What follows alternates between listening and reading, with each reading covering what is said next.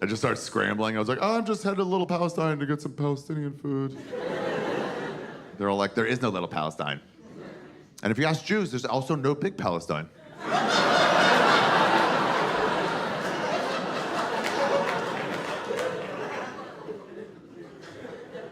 Yeah, so it's the Greeks. The Greeks drove us out to the Hanukkah story. We were gone for about 100 years, and then we came back. They left. They were like, this place sucks, and they fucking took off. So they left, and then they fucked up our temple, like our main, church, pretty much. They like messed, I don't know what they did. They knocked over chairs, and they spray painted dicks on the walls. Who knows? But the main thing they did was they used our oil candle, supposed to keep lit all the time, this oil candle. And they only had 1 day's worth of oil left. And new oil was 8 days away. And they're like, what are we gonna do? How are we gonna keep it lit? And the Jews are like, I don't know, fuck it, light it up. Let's see what happens. And somehow, 1 day's worth of oil lasted for 8 days. And that is when Jews learned how to be cheap. The miracle of Hanukkah, everybody. Yeah, that candle's the miracle of Hanukkah. Dumbest miracle in the history of organized religion. You Christians, man, your miracles are the tits. You guys got great miracles. God, so when I left my religion, I switched to a secular college, University of Maryland, and I met all these Christians, and they told me about Jesus, and I was fucking blown away. They were like, he walked on water, and I was like, that's impossible, can't. I've seen water before, so sell it to somebody else. And they're like, yeah, it's a miracle. I'm like, oh. I'm like, he didn't get wet? They're like, I mean, maybe some splashback on the sandal, but I don't think Jesus was waterproof. If he dragged his foot, yeah, probably a little bit of water, but for the most part, pretty dry. I was like, damn, was that his best trick? They're like, oh no, it was not his best trick. His best trick by far, he died, and then he was like, nah. And everybody's favorite trick was turn water into wine. That, dude, man of the people, for sure. I heard about that. I was like, what kind of wine was it? And they're like, Ari, you're literally the first person to ever ask that question. What a nitpicky, Jewy thing to worry about. You're getting free wine out of water and you're still complaining? You're like, well, I don't want a dry wine. I don't know. Just see if Jesus can do a Malbec. Just ask him.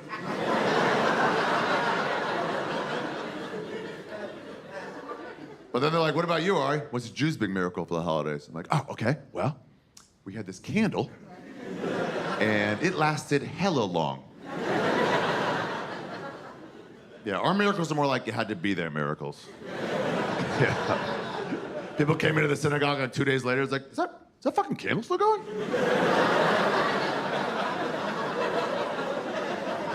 One more day, that's a fucking miracle. I swear to God, that's a miracle. One more day. That's a one-day candle. Jesus is just like, rise! And you're like, what the fuck? I believe if Jesus came back now, he would turn sand into Molly. Yeah. And it would be the best Molly. If somebody's like, hey, I have MDMA, like, well, you gotta test it, man. There's fentanyl going around. You can't just do whatever. Where'd you get this from? Like, from Jesus Christ, the Lord and Savior. Yeah. How good would communion be if you were hitting you with a fucking Molly tab? You'd be like, move. God. By the end of the sermon, you'd be like, this guy cares about us. Yeah, Hanukkah's not our biggest holiday. And it's not Black Friday, I heard that too. Passover, it is a big holiday, but it's not our biggest one. Passover commemorates when the Jews left Egypt. We're slaves in Egypt. I don't know if you guys knew about that. We recovered. What a fun story that is. Here's the basis of the story. Some woman, she was a slave, and she had a slave son named Moses, and she didn't want Moses to be raised like a slave. So she just took a fucking half-court shot.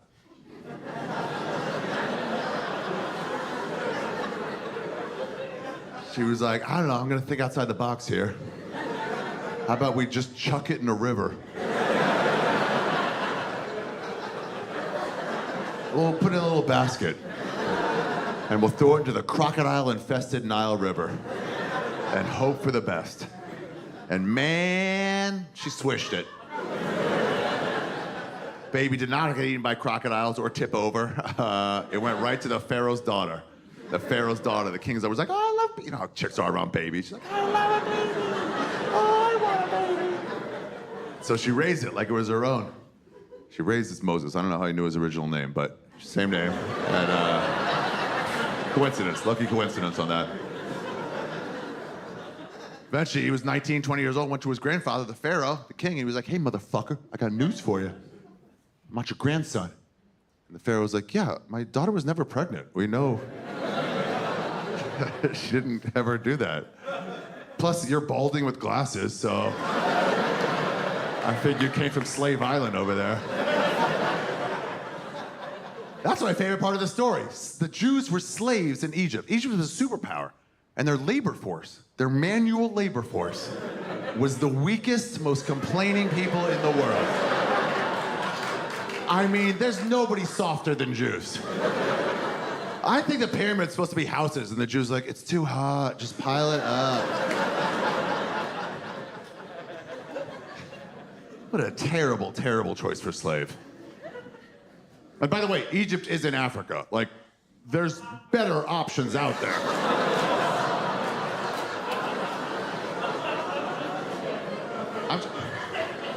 I'm just saying, who do you want picking up stones for you? Dikembe Mutombo or Gilbert Gottfried?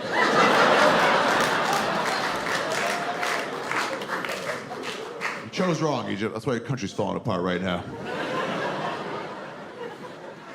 So let me tell you everything you need to know about Jews. I don't know where to start. I never know where to start. I'll tell you what, let's start with chicks. Let's start with women. Women in Orthodox Judaism are second-class citizens, for sure.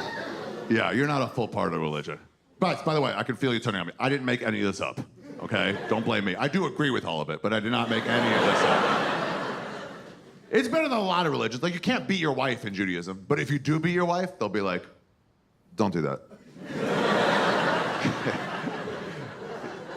You're just not really a full part of the religion. Like, if this is a synagogue, it'd be all the men down here, and the women would be up there behind a fence, like in the balcony, looking at us participating. They're like, what are you guys doing back there? We're like, shut up, we'll talk to you later.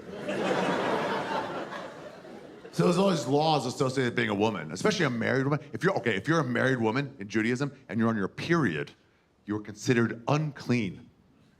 Yeah, which, that's actually... Yeah, I mean, I have a problem with that spiritually, but physically, that's actually a very nice way of describing what's actually happening. Unclean is fine. I mean, like, legitimately, if I put two giant buckets on the stage, and one giant bucket said, clean vaginas, and the other giant bucket said, unclean vaginas, and then I handed each of you a bleeding vagina, and I said, put that anywhere.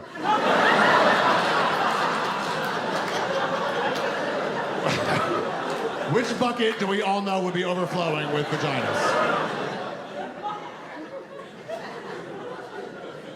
So you're unclean until you stop having your period, then you have to have 7 days of no blood, and then you gotta go to a ritual bath called a mikvah, and then you're considered clean again. And it's 7 days of no blood in a row. That means if you get spotting 2 days out, fucking, yeah, clock starts over, bitches. Yeah, it's like microwave popcorn. It's gotta be the full 3 seconds, or it does not count. You know, it's like pop, 1, 2, pop, 1, pop, 1, pop, 1, pop, 1, pop, 1, 2, pop, 1, pop, 1, pop, 1, pop, 1, pop, pop, 1, 2, pop, 1, 2, 3, yes. All burned. That's your vaginas in Judaism, just so you know. It's the microwave popcorn of body parts. And while you're unclean, you can't touch your husband. And your husband can't touch you. Oh, yeah. You can't even sleep next to each other. You gotta go sleep in the corner, like the bleeding whore that you are. It's every month with you.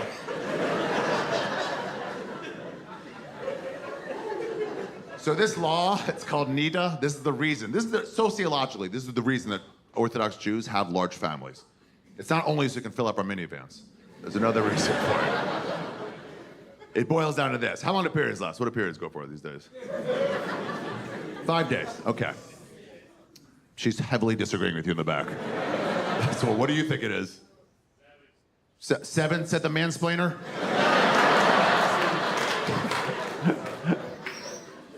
All right, let's split the difference. 5 to 7. That's what I thought that was gonna be a woman saying the answer to that, but 7, I know. 5 to 7 days, I believe she said. Plus 7 days of no blood, that's 12 to 14 days, okay? Plus another day or two to go to the ritual bath, to go to the mikveh. They're not like 24-hour fitness, you know, they're only in certain spots.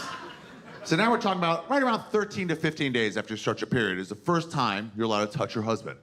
It's also when you are the most fertile in your cycle. Your ovaries are right at the bottom of your pussy. And you haven't touched your husband in 2 weeks, and he hasn't touched you. You're supposed super horny, and right then God's like, go. I mean, there's no chance, dude. There's no chance. Imagine the husband's home washing dishes, cum's coming out of his ears. Fucking hate this religion so much. Should've been a Buddhist. Buddhists fuck all the time. All the kids like, Daddy, you need to shut the fuck up. Daddy's not in the mood right now. God, I fucking hate this shit.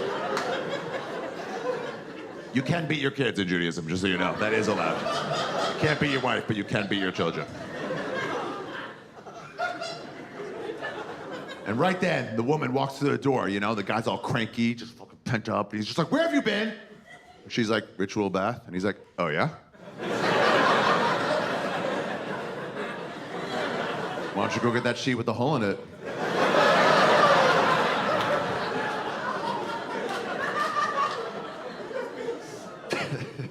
There's a rumor, just so you know, there's a rumor that Jews have sex through a hole in a sheet. And it's not true. But it's not true. So it comes from some racists made it up a long time ago. I'll tell you where it comes from. Jews have this like sort of prayer poncho thing called tzitzit. It goes under, it's like a t-shirt, but it's like made like a poncho. It's like on no sides, and it's got these white tassels. Sometimes you'll see that white tassels coming out of it at the bottom. They're called tzitzit. And the white tassels are for like, in times of trouble, we would tie razors to the end of that. You know, create a fucking bubble of safety.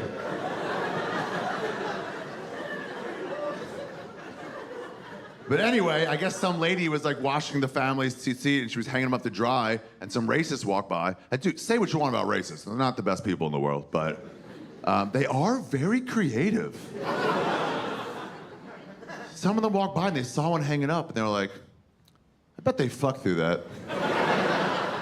And it just wasn't even a bad thing. The hole was like that big. So I'm like, yeah, spread that. But then it changed, it morphed, the rumor morphed into like a regular bedspread with a little hole cut in the middle of it.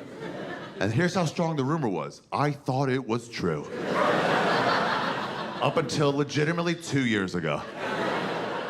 I guess they thought like a woman supposed to lie down naked and you cover her up with a sheet like she's dead, you know, and you line the hole up like right over her vagina, and then you gotta get in there, you know, and like through the hole. You guys remember the game Operation? Yeah, it's just like that. But instead of using tweezers, use that sweet D. And you just fucking... Yeah, I think actually, I don't know. It might be that way. It might be another way. It might be that the guy holds a sheet like over him, you know, just puts it over that and just has his dick out of the hole. like a walking glory hole. Just the dick. I'm like,